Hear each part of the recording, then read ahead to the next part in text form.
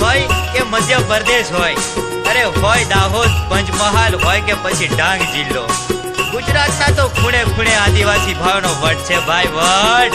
હા હો, રાજકારણમાં પણ મારા આદિવાસી ભાઈઓનો વટ છે, વટ. એક હાથમાં કોમઠી અને બીજા હાથમાં તીર, હાથમાં મોબાઈલ વાળા આદિવાસીઓ, દેશ દુનિયામાં શું વટ છે તમારો?